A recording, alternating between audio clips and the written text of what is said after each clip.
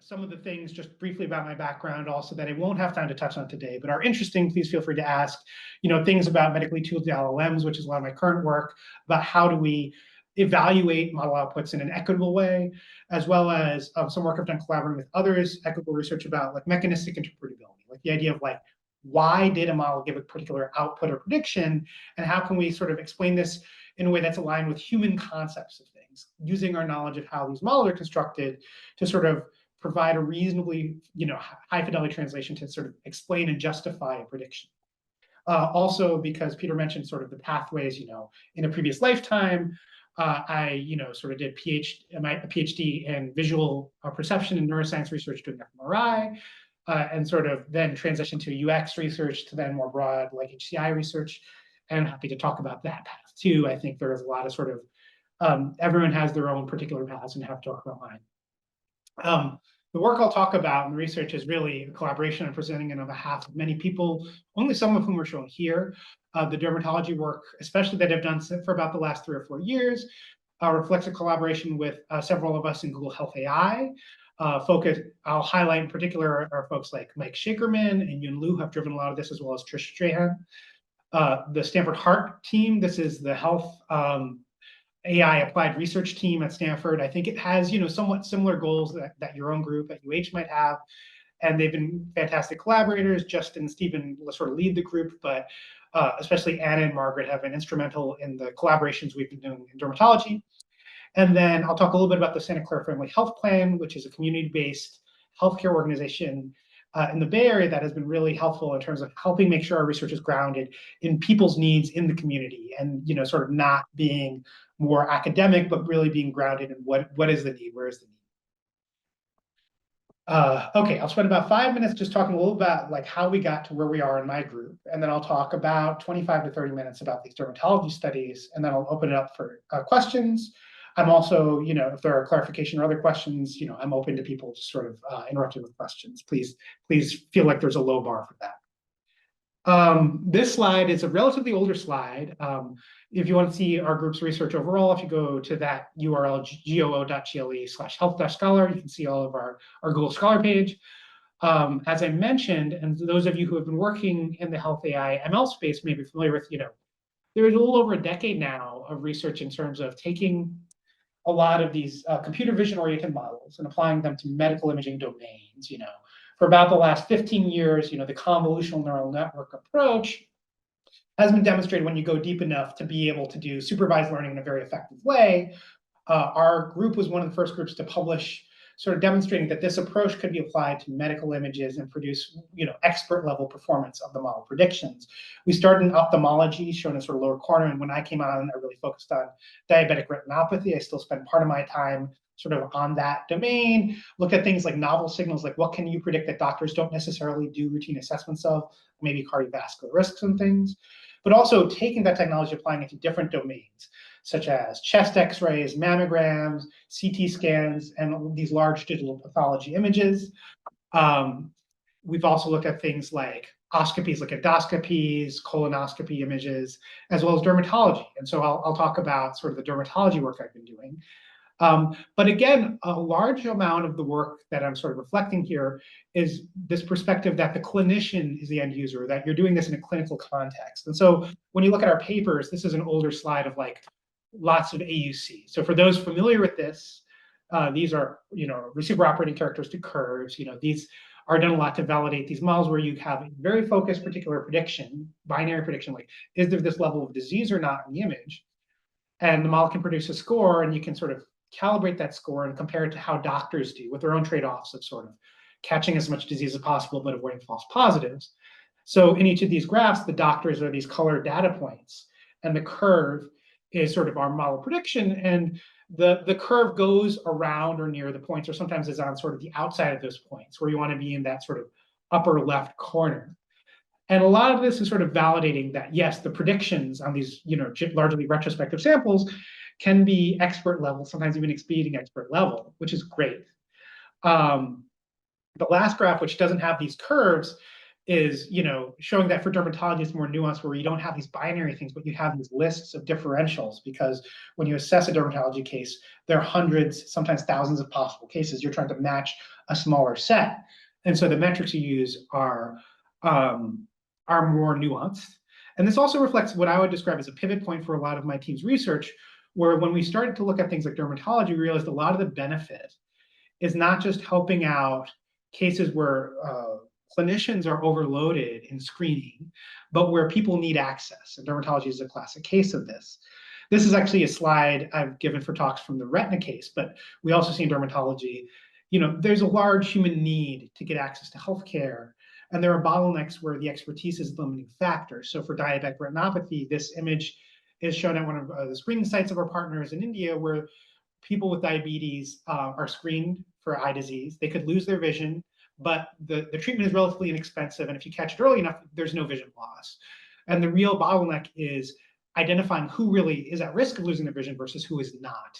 Given the large epidemic of diabetes, there are many people who do not need this treatment, and it's really important to have accuracy. So this is one area where AI has been essential, but dermatology has been another area, and I'll sort of pivot towards that, where as a father of two children, I've definitely had it, and with my own concerns, where you see something in your skin, it might be a mole, it might be a rash, and you're not really sure if it's been there before, you're not sure if you should be concerned. And we know even in areas where you have a large population of dermatologists, there's often a large wait. The dermatologists often have a very large caseload. Even other types of clinical experts, like primary care physicians and nurse practitioners, also have to handle a lot of these and may not be as accurate. And there is sort of a threshold to get there. So this is an area where AI might have a helpful impact. So we're now in the age where this technology is starting to be deployed. In Europe, there are sort of CE marks, like other companies produce these sort of tools that can help screen things. But we're really starting just to ask, what is the impact of having this? And as we move towards an area where these tools are more available, what will this do to the sort of overall patterns of healthcare seeking? And so this is sort of my main question today. This is showing a research-only app. I'll also mention, we do work on other things. These right now are things that we're really just sort of focused on a research context. So this app, which has been called DermAssist, takes in images and of something using a mobile phone image. You take 3 of those and answer some optional questions, and it can give you some matching conditions that might match what you've shown. How would this impact your ability to assess what is actually there? Are you more accurate? Do you feel like you would know if you had that ability? How does it impact what you might do next in terms of whether you'd see a doctor? Also, how does this impact other attitudinal measures, like your own levels of concern or stress, or your own perception of whether this is something you feel empowered to do? So I've run several studies trying to address these questions. I'll talk about 2 in the next stretch of time. I'll spend most of my time talking about this one study, which we call the Skin Day or Skin Days study.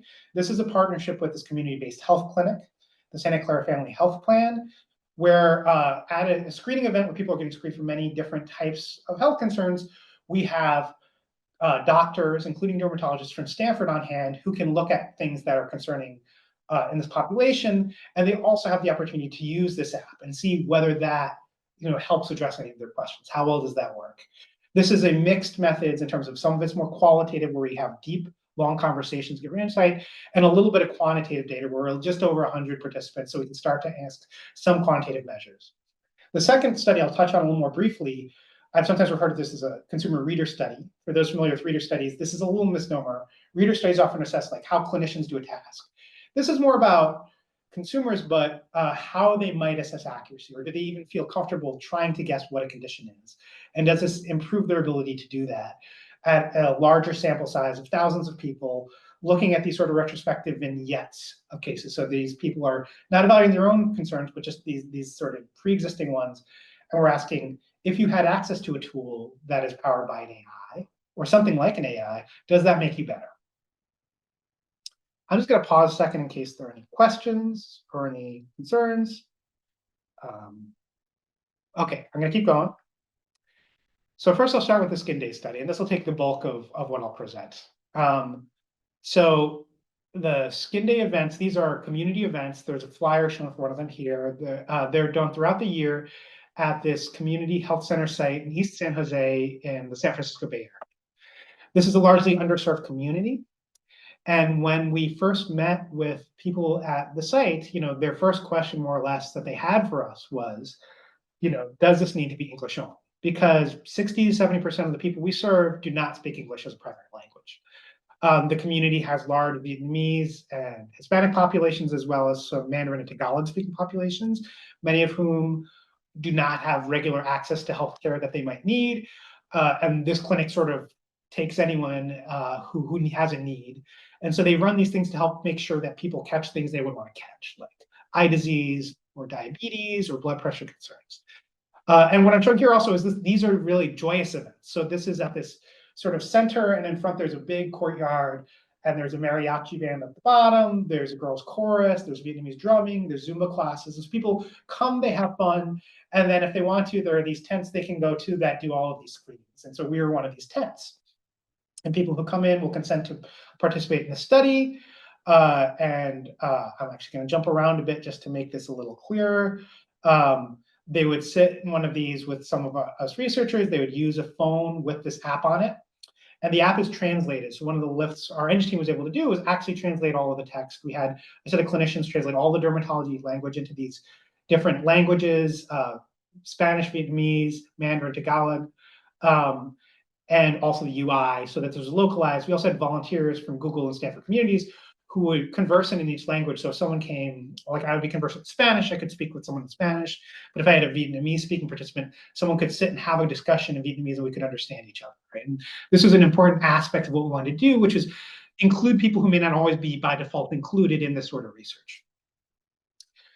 This is what I was going to jump to, which is the flow is somewhat complex. If you consented to participate, you get a survey of your perceptions of the concern. So, how long have you had this concern? Is this really bothering you? Do you think you know what it is? Have you seen a doctor about it?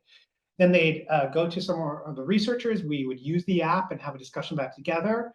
They would take pictures, or we take it for them, and they would look at the output. And then they would take the survey again, and it would be sort of the same sort of question, so we could see a pre minus post difference. Did using the app change your perceptions? Then they would bring the phone to a clinician, as well as any sort of language support. The clinician would look at their concern. They would also look at the app. They would evaluate both the concern and whether the app was being consistent with that. And then both the clinician and the participant would do one last survey at the end of the study to sort of get the perceptions.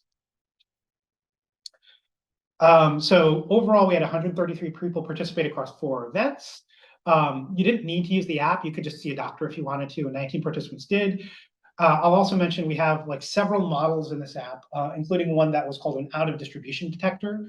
So the app would support 288 possible skin conditions that could be ranked, could be matched. But there are other conditions, and there are conditions for which sort of it may know it doesn't have, it's out of distribution in terms of it's not sufficient what it's been trained on. They would withhold. And that happened twice, where the app would say, we're sorry, we're not confident enough to give you a prediction. And they would still sort of get the incentive for the study, but they would not be included in this analysis. So we asked several questions. I'll just jump to one of them, which was, how accurate was the app in the setting? Since we're now trying to consciously sample, something that's more than just what's already there. One thing I won't present here is we also looked at the distribution of what was seen, and the clinicians assessed that this was sort of consistent with what they saw in the clinic, where there was a lot of things like eczema, which would be concerning, but not especially concerning, and then a long tail things like a few cases of melanoma, 2 cases of suspected basal cell carcinoma, where you really want to see an expert and maybe get treated. So another question was, compared to dermatologist assessment, how good were the app predictions? The way we did this was we had a panel on the Google side of dermatologists, separate from the Stanford dermatologists who participated in the study. They reviewed each case and provided a ranked differential of possible conditions, which were combined into a group differential. The metric I'm showing here, there are many metrics used from this. The primary metric used in the literature is the top one, meaning you took the top prediction from the dermatologist differential and asked, in the prediction sets produced by the app, how often was that top one included? Top K, that first row indicates K is the number produced by the app. So this app could give you 3 to 7 matching conditions. Sometimes if it was more confident, it'd only give you 3. Sometimes it was less confident, it'd give you up to 7. However many those were, how often did that set include the top dermatologist differential, and that was 82% of the time. This compares favorably to the literature and favorably to some of our own previous studies, where it's actually higher than some of the reported accuracies of primary care physicians or nurse practitioners. Then the other rows in this are sort of top 1, 2, 3. I'll note for top one nuance of this is that the app itself, I don't have this here, well, shows these cards that you can scroll through, and sometimes the card says you may not have any concerns. If it determines that it's not out of distribution, that it's sort of fairly confident this is similar to what it's been trained on, but that there's not a significant concern shown out of the 288, there's a floating card that says it's possible you don't have any of these. And so that was often shown in the first position, which is why top 1 is a little unusual, slightly lower there. I'm going to skip that. I'll talk mainly about the main outcome for this study because this is a little more qualitative. We did have accuracy measures I can briefly talk about. We'd actually see a little bit of an accuracy increase, which we were not expecting. But the main thing we'd sort of been focused on prior to running this was going to be, how does this affect level of concern and plan next steps? So these more qualitative assessments, and we did this from pre, minus, post surveys before and after app use. So the first thing I'll talk about is this question: how concerned are you about this condition? And I'll show it in this slightly unusual way. This is all 110 participants in this column. They're color coded so that the magenta colors are sort of the very extremely concerned. The gray levels are sort of less concerned gradations. And it's clustered in this way. This is what they answer before usage to facilitate comparing to after usage. So then the second column is what they said right after using the app. And I've grouped this so that you can see 3 different clusters. The top cluster, sort of highlighted by the blue shifts, are the ones where, compared to pre-use, concern went down after using the app. The middle is a group of about half the participants where it was the same, where using the app didn't necessarily affect their level of concern. And the bottom is where we see an increase in the level of concern. The relative proportions here are interesting, but to really interpret this, what we wanted to know are these the level of concerns that would be consistent with what dermatologists might assess? So the way we did that is worth just taking a minute to explain. We're in this fortunate position where we have our ground truth produced by Google dermatologists sort of providing these differentials. And then we had our collaborators at Stanford who are also dermatologists, who are sort of authors of the study. They would review each of the changes and they would compare it to the dermatologist panel assessment and their own expertise. And the question was just, is this change more or less consistent with what a dermatologist assessment should be for this? So if it was xerosis, dry skin, and level of concern decreased, that might be sort of consistent with what you may expect, since xerosis is not generally concerning condition. Whereas if it increased, that would be less consistent. And overall, the pattern of changes was that it was more often more consistent. The green bars here show the cases where it was considered more consistent. The magenta are where it was less consistent. We did see about 9 cases where it was less consistent, including some at the bottom. And I'll give an anecdote in a minute about some of these ones at the bottom where, the level of concern increased a lot, although the dermatologist didn't think that was justified. We did a similar analysis with a different question, which is, what did you think you'd do next? And so we had the scale of what might you do for this? Again, before and after. The yellow and the red are the ones where you sort of might see a doctor right away. And again, we see these different clusters. In this one, a relatively larger proportion, about 2/3, just didn't really change what they might do. But we did see some that would do a lower urgency next step. Like they might have seen a doctor after using the app, they didn't think they needed to. Again, you saw some where it was more high urgency. And again, when we reviewed these changes, it was more often than not that the changes were more consistent with dermatologist review, but again, with some things that we might consider like false positives or false negatives. So I'm just going to briefly touch on these metrics and come back if people ask, again, highlighting the 2 things that we weren't expecting, but were nice to see, which was increases in the rate at which people were asked, do you think you could name this? It wasn't a requirement. You didn't necessarily think you had to. And I'll summarize qualitative. A lot of feedback was people weren't necessarily looking for a single condition. They were looking for a gestalt feeling of, is this something concerning? But that did significantly increase. And then accuracy increased. And the accuracy measures, just to be clear, for apples to apple comparisons are both, yes, I said something, and then what I entered as what I thought it was could be scored by a dermatologist matching what was the dermatologist. So if you said dry skin and it was xerosis, that was a match. But if you said rash, that wouldn't match xerosis. So it was nice to see, even on a relatively small sample of about 100 people, a significant increase here. We didn't see much change in some of the other metrics we measured. Also, clinician perceptions. We assessed them overall fairly positive assessment. Most of the time, they thought that the suggested conditions they saw in the app were consistent with what they had. There were a few cases they flagged where it was not consistent. And they thought it was mostly helpful, although in some cases, there was some concern about anchoring on a condition when the dermatologist thought that might be less likely. And I'll talk a little bit about that in a moment. Okay, so anecdote time. These are two example result sets from two participants. And so these are cards that you could swipe, and these are the top three predictions from the app. And each of them has these sort of textbook images that we're matching. And one of these was from a participant I interviewed as part of the study. This participant had a scar. And I learned this as part of the study that there are different types of scars. And many scars are keloid scars. So these tend to be like a little recessed, often, I understand, fairly benign. There are also hypertrophic scars, which is shown in this image, which are sort of larger, almost seemingly inflamed. And the textbook images for scars are sort of include both examples.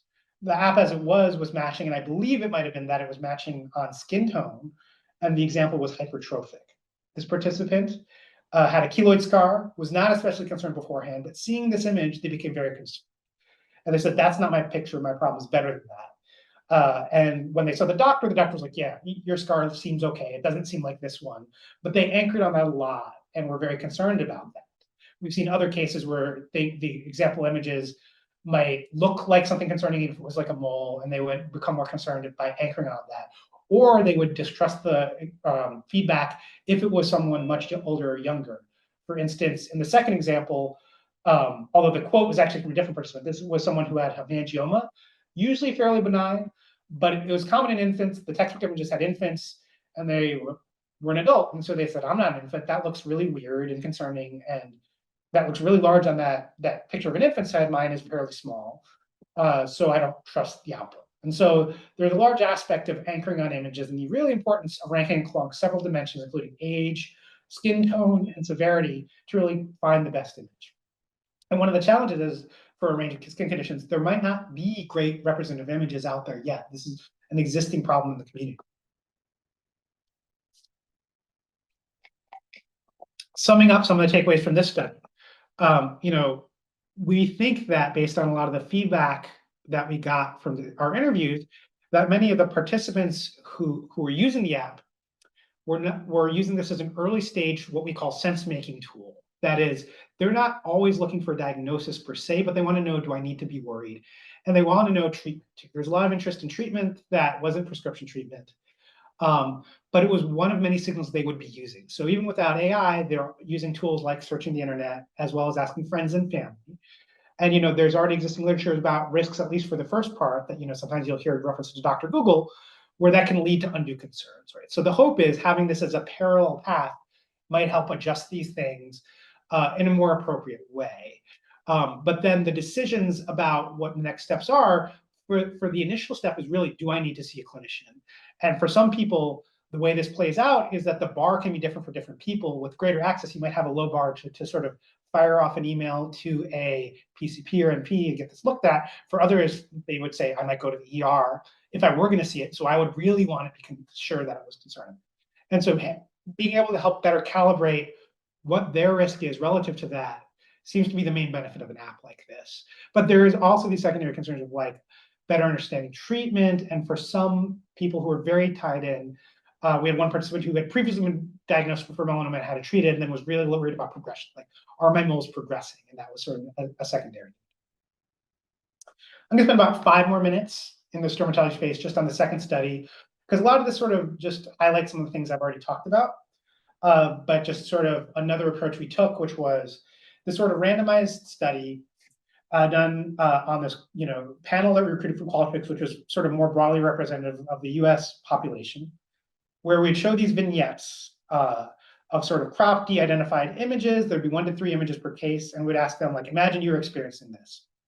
All the participants are people who had said they previously had a skin concern in the past 6 to 12 months and used the internet to search. So they already had some baseline.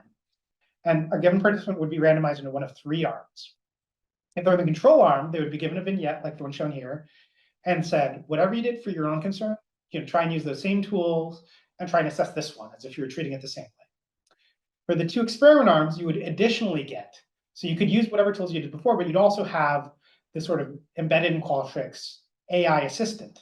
And in one, it was the same underlying prediction model as in the research app I talked about. And the second arm, what we call the Wizard of Oz arm, those predictions were actually generated by dermatologists. So Wizard of Oz is sometimes used in this research to refer to when you present something as if it's an automated prediction, but there's a human behind the scenes, sort of like in the book novel, where there's someone pulling the string. So in this case, dermatologists have assessed this case, given you the ground truth as your predictions.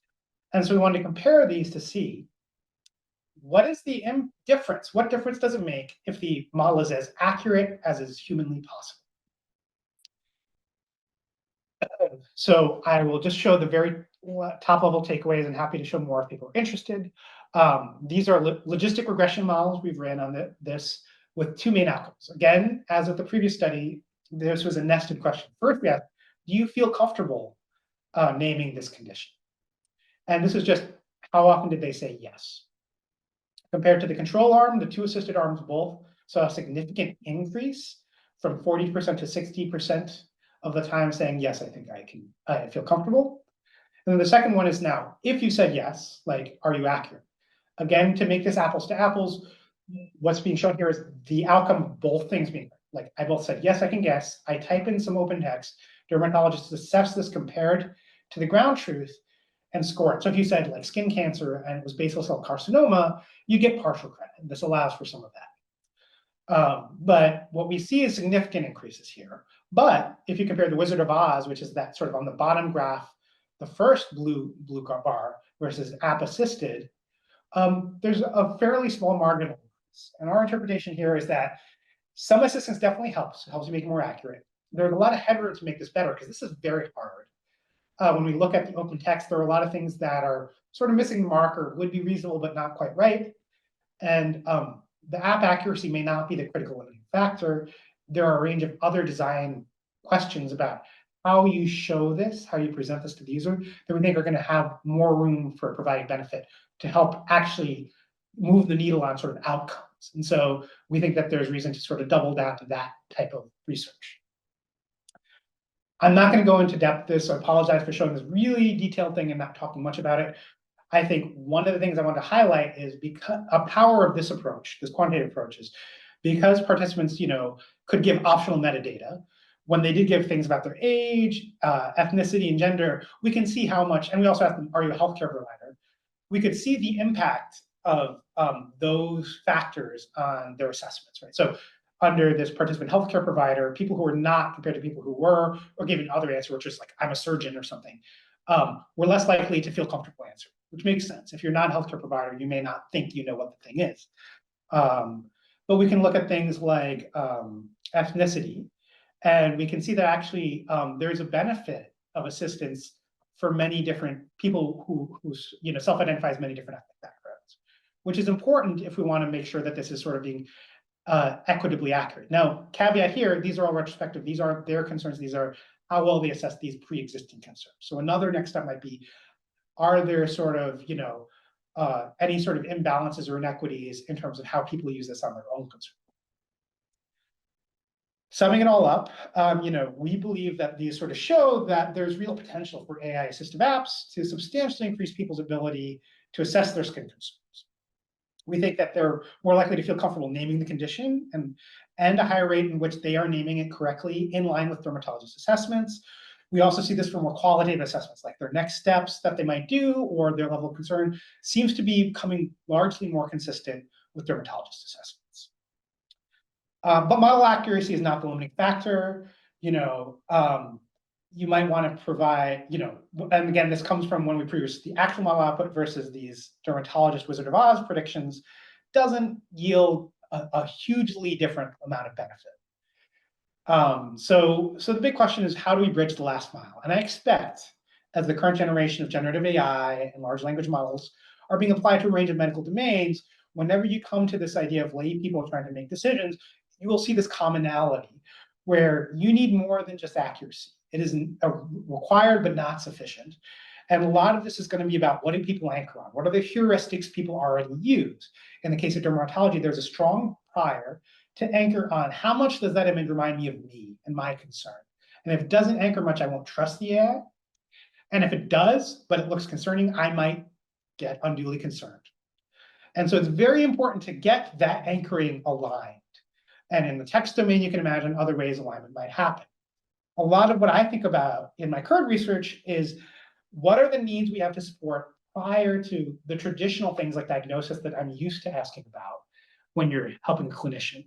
And this is what we call sense making. These are cases where people come where they don't even know what questions to ask. And so some of this might be helping people understand what is the space of questions I can ask? What are other people who might have similar situations to me? What are they thinking about? So that's my takeaway for the main talk. Again, I thank you for your attention, and I thank all of my collaborators who've done a fantastic job driving a lot of this work. If anyone wants to reach out, my email is shown here, sayres@google.com, and yeah, feel free to check out my group's research. I'm happy to take any questions. Right, great. Thanks so much for the excellent presentation. Is there anyone in the call who has an immediate question? Otherwise, I have a few, but I want to give, oh yes, Mariana. Thank you for a great presentation. It's very interesting. So you mentioned that you guys are looking at equity with the dermatology applications. Do you do any comparisons on like Fitzpatrick scale, or do you use self-identified race as a proxy? That's a great question. Just to repeat, the question was about like equity. In terms of these skin study, my colleague Mike Shakerman has some papers that may come out at some point soon in more depth about this topic. I'm not as directly involved. For this study, we had the dermatologists assess the Fitzpatrick skin tone of participants. I don't have a whole lot I can share because with 110 participants, we did get some Fitzpatrick 5 and 6, but it's small enough that I wouldn't think it generalizes. You know, we got like a handful. And we didn't see qualitatively different patterns in terms of the type of feedback they got. I mean, the example I give is the largest one where this participant was Fitzpatrick, I'd imagine 5 or 6. It was darker skin. I think the way this came up was, again, the existing textbook images for these darker skin tones seem to be higher severity. And so there might be this systemic issue. Now, we did have a small publication. Ayush Jain had this small publication about 2 years ago about like, we did do something about breakdowns of just retrospective data. The model seems to perform reasonably well across skin tones, you know, in the retrospective data. But maybe the limitation is actually just that if you're giving these more severe images, this is the bottleneck where now you're getting a different experience because there isn't as much sort of decision support for that skin tone. Does that answer your question? Yeah, thank you. All right, thanks. Thanks for the great question. Other questions? I see John has his hand raised. Yeah, hi. Thanks again for a great talk. And you might have covered this. I might have just missed it, but a lot of the data that's available, that's public data with regards to lesions, is captures from dermatologists of suspicious lesions, and most of the data doesn't include like just barnacles and things that are easy for a dermatologist to determine, but may be worrisome for an individual. So have you found that there's a lack of negative data available for training, or can you comment on that? Definitely the skew is very good. I'm looking for an example here. Unfortunately, my slide deck doesn't have great examples here. I'll show this example to illustrate John's question. So his question was sort of about these skews of like the data that has historically been used in a lot of the dermatology ML research tends to be like come from things like teledermatology or from in-clinic pictures of images. And so if I have a concern, I have a mole that's concerning me, I go see my dermatologist. They will take a good picture in good lighting of that image, and it'll be of quality that a dermatologist can easily assess. However, if you're in a mobile phone, maybe very different qualities. My colleague Rajiv Raiki, it has I'm going to just jump to his name if anyone wants to look up, because I highly recommend his papers. He's driven that I'm a co-author, but it's really his work. he has published 2 papers out. One in preprint, one's been published in, I think, Mayo Clinic proceedings on this very topic. And the Mayo Clinic one is about difference between cell phone taken and patient taken versus clinician taken photos. And he did a deep ML analysis. There are differences, especially in blurriness. There's a lot of like automated image quality metrics. In our app, we do have an onboard image quality model as you're taking it, sort of analogous if you've ever scanned a check image with a banking tool where it gives you feedback. We do have that level of checking.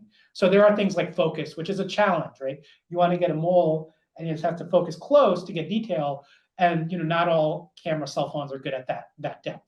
So Rajiv went very deep on understanding those factors. They do have a factor. There is also some correlation with sort of patient background in terms of different backgrounds are more likely to take them at home. Maybe because, again, barriers to access, so you're more likely to get evaluated in a telederm setting by an at-home image, which may not be as easy to read. There's a second model where like understanding these differences and the distribution of these can help you train a better ML model. Like having a model be aware of these distributions makes it better. Specifically for the question of how many negatives, I'm not sure I can give a detailed knowledge. We do pay very much attention to the distribution. So like between these 2 studies I'm talking about, there is a overall distribution difference. Like as I mentioned, the skin day study was qualitatively similar to what you'd see in clinic, where there's a lot of dry skin, a lot of eczema, and a few really concerning things.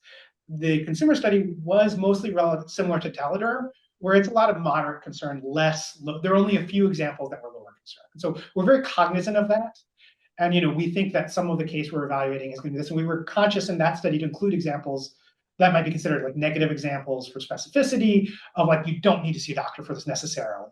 One of the challenges also, I'll say qualitatively talking to dermatologists, is there is so much variability in terms of, for some things that are considered low severity, whether it's reasonable to see a doctor. Like I can't remember the name of ochonomycosis, which is a fungal infection of the skin, is often not concerning. It's often not going to lead to something more severe, but it's very reasonable to see a doctor if you have aesthetic concerns. And so they might assess this is a reasonable next step. And so there's a lot of variability, which makes it hard to get quantitative measures of, is this a good next step? There's a lot of subjective perception as to whether it's appropriate. Great, thanks. Any other questions?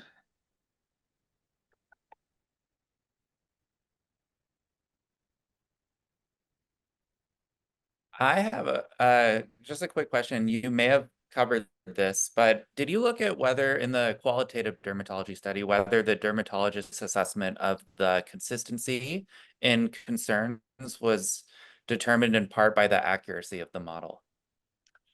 Like, was it more consistent if the model was accurate? Yeah, that's a great question. I have not done that analysis. I should probably do. It's a little, cutting it a little fine, so it'd be more of a qualitative finding. I'll jump to the dermatologist feedback, but the doctor feedback. One thing I also say is clinicians here included dermatologists, but some of them were primary care physicians or other types of clinical physicians. So not everyone at the site was a dermatologist, but then afterwards they were reviewed by dermatologists. So yeah, you can see that, about 90% of the time they thought it was consistent or very consistent. About 10% of the time it was inconsistent or very inconsistent. It's only, a dozen of these cases. So it's hard to say, these might be more likely to be cases where the model was incorrect, but I didn't get a strong signal on that. Okay. I mean, it seems roughly, with the top 7 accuracy model, it's roughly aligned, 80 something versus 90. Right. Yeah, and it could have been, some of them might have been where it thought there was no concern. Yeah, I can go follow up on that, actually. That's just a good reminder to myself to just see what that is. I think what I'd be really interested in seeing is like, collecting more data at a higher scale of this so you can start to see these patterns emerge, where you can see what the patterns are of like failure modes, right? Like where it's not as helpful to the clinician.